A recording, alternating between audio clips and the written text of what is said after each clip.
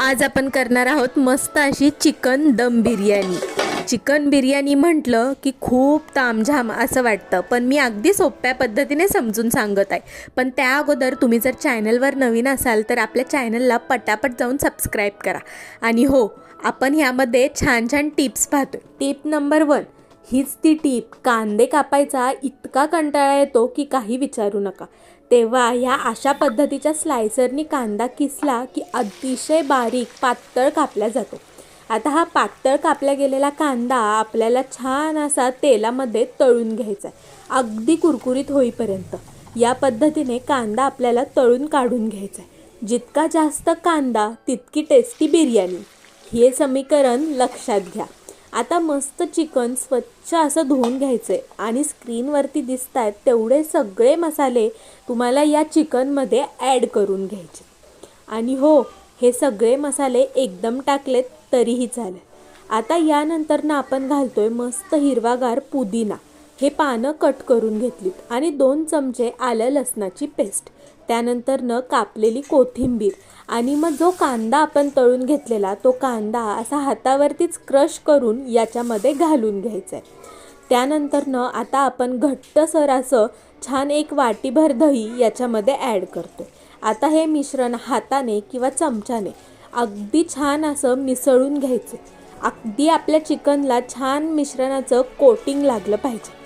आणि मग आपलं हे चिकन अगदी 15 ते 20 मिनटं मॅग्नेशनसाठी ठेवून द्यायचे। आता आपण तयार करूयात बिर्याणीसाठी लागणारा भात। त्यासाठी मी इंडिया गेट बासमतीचा हा राईस घेतला। हा राईस स्वच्छ धुवून घेतला आहे, मी काही भिजत ठेवलेला नाही। त्यानंतर पाणी उकळत आलं की त्यामध्ये काही खडे मसाले आपण टाकून घ्यायचे आवडीनुसार।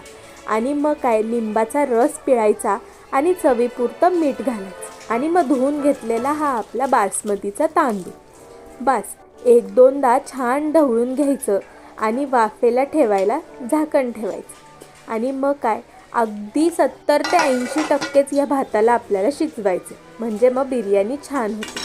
कढईमध्ये तेल टाकून आपण जे चिकन मॅग्नेट करायला ठेवलेलं ते चिकन या कढईमध्ये टाकायचं। अगदी थोडंसं चिकन शिजण्यापुरतंच पाणी यामध्ये मी ॲड केलं आणि मग चमच्याने छान ढवळून घ्यायचं, अगदी मस्त खालीवर करून घ्यायचं चिकन आणि मग झाकण ठेवून वाफवायला ठेवायचं। चिकनही आपल्याला 80 ते 85% शिजवून घ्यायचं।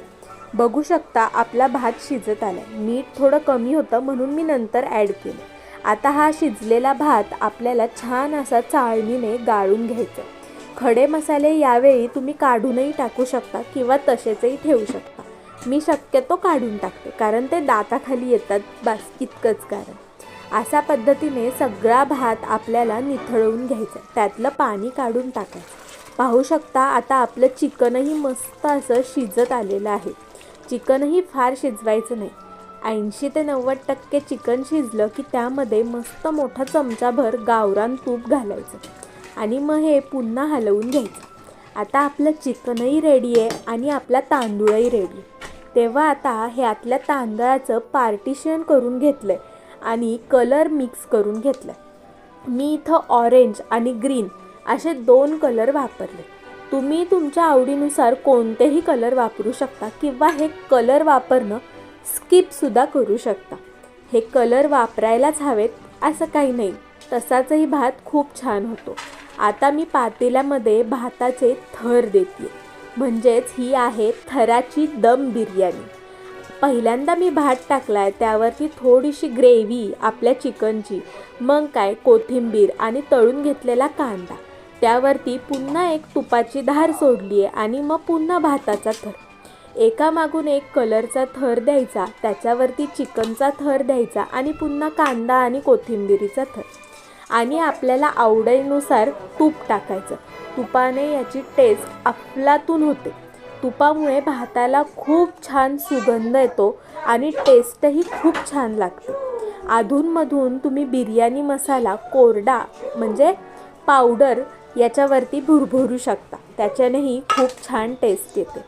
आता एक एक करत मी सगळ्या बिर्याणीचा थर लावते, पण तुम्ही व्हिडिओ जर आवडत असेल तर प्लीज जाऊन कमेंटमध्ये सांगा आणि तुम्ही बिर्याणी कशी करता तेही सांगा, किंवा तुम्हाला आणखी कोणत्या पद्धतीची बिर्याणी बघायला आवडेल ते कमेंटमध्ये सांगायला विसरू नका. व्हिडिओ आवडला असेल तर एक लाईक करायला अजिबातच विसरू नका.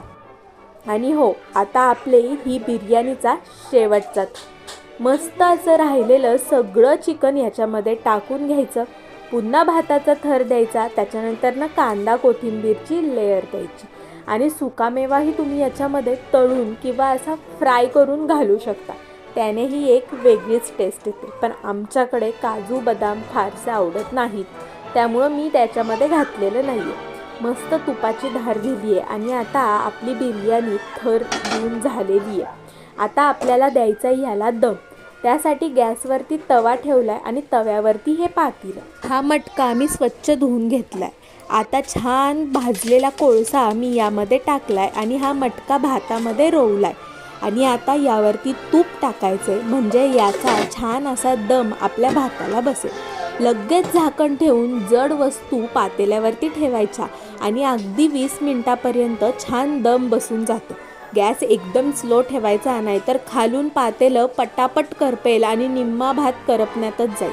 बघू शकताय किती छान मोकळा सुटसुटीत आपला बिर्याणी तयार झाली आहे. आता खाण्यासाठी आपली बिर्याणी रेडी आहे. तुम्हाला जर व्हिडिओ आवडला असेल तर एक लाईक करा आणि आत्तापर्यंत व्हिडिओ पाहताय याबद्दल खूप खूप धन्यवाद. थँक्यू.